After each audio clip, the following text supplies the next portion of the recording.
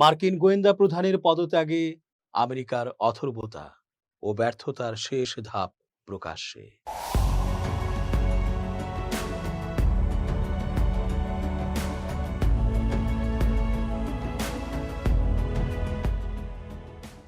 আসসালামু আলাইকুম দর্শক, কেমন আছেন? পুরো সংবাদ বিশ্লেষণ ও তথ্য পর্যালোচনায় বরাবরের মতোই আছি আমি, এস জে রতন। শেষ পর্যন্ত দেখতে থাকুন আজকের পর্বটি। নিশ্চয়ই হয়তো আপনার মনের কথাটি আমরা বলতে যাচ্ছি। চেঞ্জ টিভির আন্তর্জাতিক চোখ, আপনাদেরই অনুষ্ঠান। তুলসী গ্যাবার্ড ছিলেন ট্রাম্পের বলা যায় ঘোর বিরোধী। গাজা ও ইরান যুদ্ধের বিরুদ্ধেও তিনি ছিলেন সোচ্চার।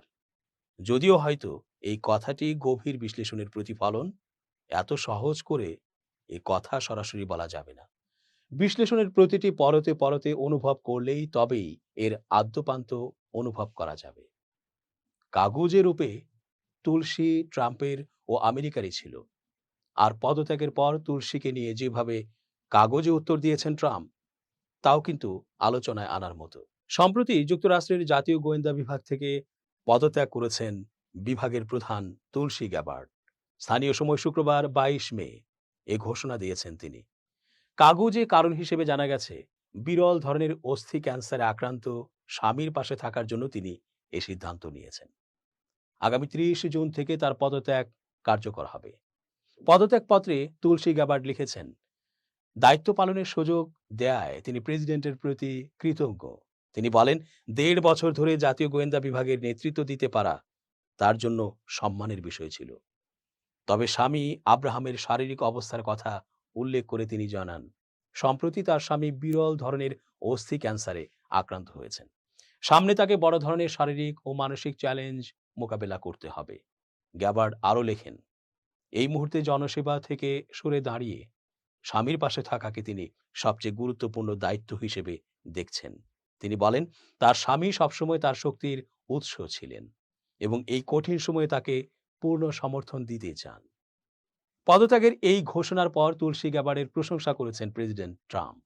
ট্রাম্প তার নিজস্ব সোশ্যাল নেটওয়ার্ক ট্রুথ সোশ্যালে বলেন, তুলসী অবিশ্বাস্য রকমের চমৎকার কাজ করেছেন এবং আমরা তাকে মিস করব।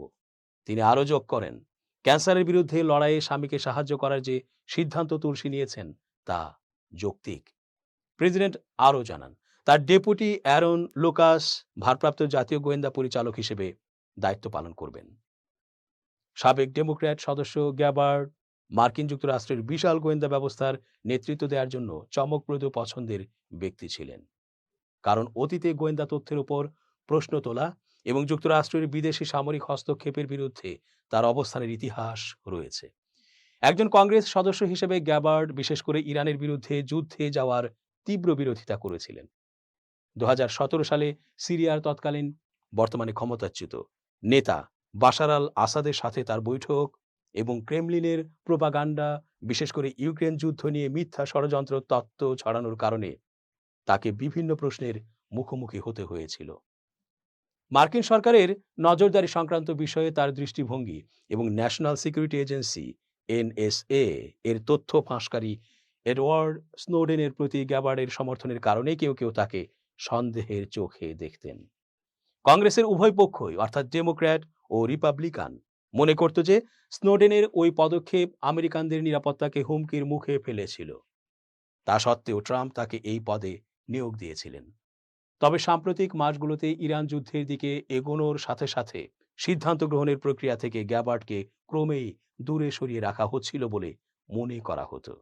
গত 28 ফেব্রুয়ারি ইরানে মার্কিন ইসরায়েলি যৌথ বিমান হামলা শুরু করার ঠিক আগ মুহূর্তে ট্রাম্প যখন তার শীর্ষ উপদেষ্টাদের সাথে বৈঠকে বসেছিলেন, তখন গ্যাবার্ড সেই কক্ষে উপস্থিত ছিলেন না বলে জানা গেছে। যুদ্ধ শুরু হওয়ার পর ট্রাম্প প্রশাসন যুদ্ধ শুরুর পক্ষে যে সমস্ত যৌক্তিকতা তুলে ধরেছিল, গ্যাবার্ড বারবার সেগুলোর বিপরীত কথা বলেছেন অথবা পুরোপুরি সমর্থন করতে ব্যর্থ হয়েছেন। ইরান একটি আসন্ন হুমকি ছিল। ট্রাম্পের এই দাবিকে সমর্থন করতে তিনি বারবার অস্বীকৃতি জানিয়েছেন, অথচ প্রশাসন এই মূল্যায়নটিকে হামলার যৌক্তিকতা হিসেবে ব্যবহার করেছিল। কংগ্রেসে সাক্ষ্য দেওয়ার সময় তিনি জোর দিয়ে বলেছিলেন যে এই সিদ্ধান্ত নেয়ার দায়িত্ব সম্পূর্ণ প্রেসিডেন্টের।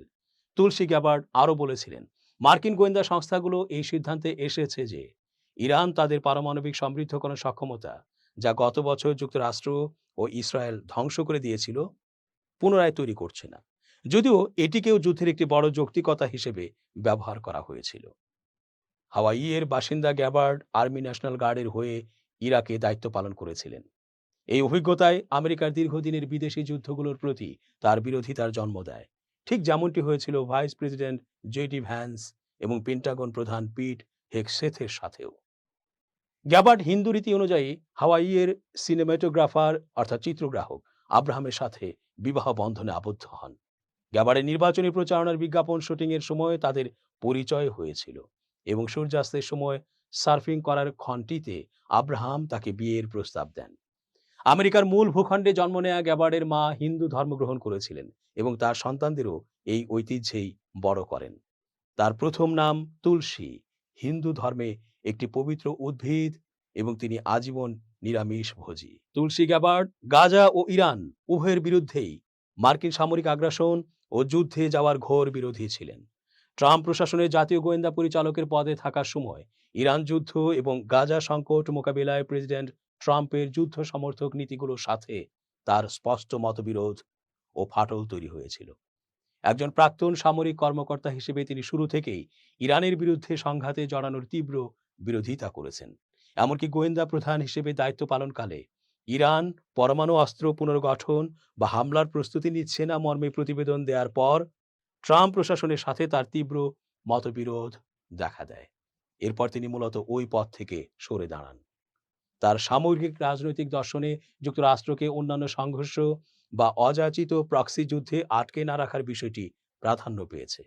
ডোনাল্ড ট্রাম্প যখন গাজা যুদ্ধ ও মধ্যপ্রাচ্য নীতিতে কট্টর অবস্থানের দিকে যাচ্ছিলেন, তখন তুলসী গ্যাবার্ড শান্তি ও ভিন্ন অবস্থানের পক্ষে অবস্থান নিয়েছিলেন। গেল মার্চে যুক্তরাষ্ট্রের জন্য বিশ্বব্যাপী হুমকি নিয়ে এক সংসদীয় শুনানিতে 2 ঘন্টারও বেশি সময় ধরে সাক্ষ্য দিয়েছেন মার্কিন জাতীয় গোয়েন্দা বিভাগের পরিচালক তুলসী গ্যাবার্ড এবং ট্রাম্প প্রশাসনের অন্য শীর্ষ কর্মকর্তারা। ফেব্রুয়ারির শেষের দিকে ইরান যুদ্ধ শুরু হওয়ার পর এটি ছিল মার্কিন গোয়েন্দা তথ্যের ওপর প্রথম প্রকাশ্য ব্রিফিং। এর ঠিক একদিন আগেই যুক্তরাষ্ট্রের শীর্ষস্থানীয় একজন সন্ত্রাসবাদ বিরোধী কর্মকর্তা পদত্যাগ করেছেন এবং জানিয়েছেন যে ইরান যুক্তরাষ্ট্রের জন্য কোনো অনিবার্য হুমকি ছিল না। দেশটির গোয়েন্দা কার্যক্রমের সমন্বয়কারী তুলসী গ্যাবার্ড দাবি করেছেন যে জাহাজ চলাচলের গুরুত্বপূর্ণ পথ হরমুজ প্রণালীতে সংকটের পূর্বাভাস আগেই পেয়েছিল যুক্তরাষ্ট্র। তিনি বলেন, গোয়েন্দা সংস্থার মূল্যায়ন অনুযায়ী ইরানের শাসন ব্যবস্থা এখনও পুরোপুরি ভেঙে পড়েনি বলেই মনে হচ্ছে, তবে তাদের নেতৃত্ব এবং সামরিক সক্ষমতার উপর হামলার কারণে সেগুলো ব্যাপকভাবে ক্ষতিগ্রস্ত হয়েছে। সিআইএ, এফবিআই, এনএসএ এবং ডিফেন্স ইন্টেলিজেন্স এজেন্সির প্রধানদের সাথে উপস্থিত হওয়া গ্যাবার্ড ডেমোক্র্যাট সিনেটর জন অসফের প্রশ্নের সরাসরি উত্তর দিতে অস্বীকার করেন। এই সিনেটর বারবার জানতে চেয়েছিলেন যে তিনি অর্থাৎ গ্যাবার্ড ইরানকে হুমকি হিসেবে দেখছেন কিনা।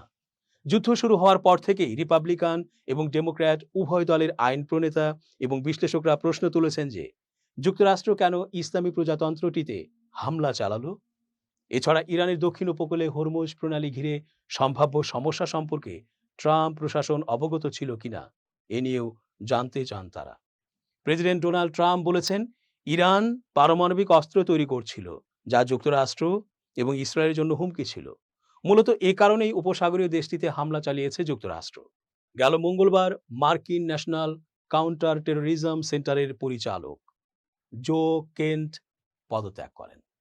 প্রকাশ্যে পোস্ট করা একটি পদত্যাগ পত্রে তিনি লেখেন যে ইরানের পক্ষ থেকে যুক্তরাষ্ট্রের জন্য কোনো অনিবার্য হুমকি ছিল না এবং যুদ্ধের জন্য তিনি ট্রাম্পের সমালোচনা করেন। তবে বুধবার সাক্ষ্য দেওয়ার সময় সিআইএ পরিচালক জন র্যাডক্লিফ জানান যে তিনি কেন্টের সাথে একমত নন।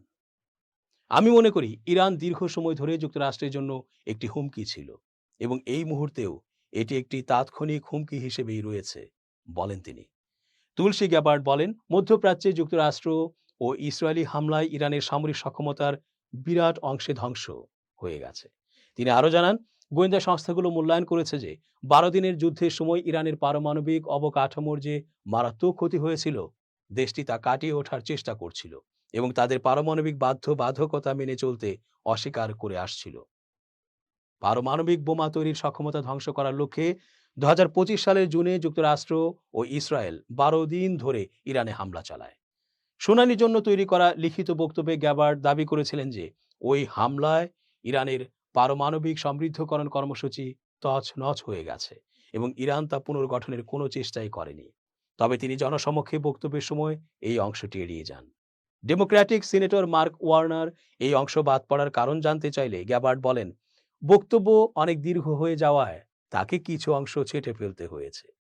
ওয়ার্নার এর জবাবে বলেন, তার মানে আপনি সেই অংশগুলো বাদ দিয়েছেন যা প্রেসিডেন্টের বক্তব্যের সাথে সাংঘর্ষিক। তিনি মূলত ট্রাম্পের সেই দাবিকে ইঙ্গিত করছিলেন যেখানে বলা হয়েছিল যে পারমাণবিক অস্ত্র তৈরির কারণেই ইরানের সামরিক পদক্ষেপ নেওয়া জরুরি ছিল। আইন প্রণেতারা আরও জানতে চান যে ট্রাম্পের ইরানে হামলার সিদ্ধান্তের সাথে গোয়েন্দা কর্মকর্তারা কতটা জড়িত ছিলেন। মেইন অঙ্গরাজ্যের স্বতন্ত্র সিনেটর অ্যাঙ্গাস কিং জানতে চান, ট্রাম্প যখন চূড়ান্ত সিদ্ধান্ত নিচ্ছিলেন তখন গোয়েন্দা কর্মকর্তারা কি একই কক্ষে উপস্থিত ছিলেন? সিআইএ পরিচালক র্যাডক্লিফ জানান, তিনি প্রেসিডেন্টের সাথে অনেক বৈঠকে ছিলেন, তবে এমন কোনো নির্দিষ্ট মুহূর্ত তার জানা নেই যেখানে সিদ্ধান্তটি নেওয়া হয়েছিল। সিনেটর কিং আরও জানতে চান, যুদ্ধের সময় ইরান হরমুজ প্রণালীতে হামলা করতে পারে এই বিষয়টি গোয়েন্দা কর্মকর্তারা ট্রাম্পকে জানিয়েছিলেন কিনা। উল্লেখ্য, যুক্তরাষ্ট্র ইসরায়েল যুদ্ধ শুরু হওয়ার পর থেকে ইরান গুরুত্বপূর্ণ এই তেল পরিবহন পথটি কার্যত বন্ধ করে দিয়েছে। সিআইএ পরিচালক র্যাডক্লিফ বলেন, প্রেসিডেন্ট প্রতিনিয়ত গোয়েন্দা ব্রিফিং পান। তিনি আরও যোগ করেন যে পেন্টাগন আগে থেকেই প্রস্তুতি নিয়েছিল ইরান এ অঞ্চলের জ্বালানি কেন্দ্রগুলোতে মার্কিন স্বার্থে আঘাত হানতে পারে এবং সেই অনুযায়ী সুরক্ষামূলক ব্যবস্থা নেওয়া হয়েছিল। আর তুলসী গ্যাবার্ড উল্লেখ করেন যে গোয়েন্দা সংস্থার দীর্ঘদিনের পর্যবেক্ষণ ছিল যে ইরান সম্ভবত হরমুজ প্রণালী নিজেদের দখলে নেবে। তিনি জানান, ওই রিপোর্টের ভিত্তিতে মার্কিন প্রতিরক্ষা বিভাগ আগেভাগেই প্রয়োজনীয় পরিকল্পনা গ্রহণ করেছিল। দর্শক, আজ এ পর্যন্তই। ধন্যবাদ। চেঞ্জ টিভি.প্রেস, এক ফোঁটা হলুদও নেই।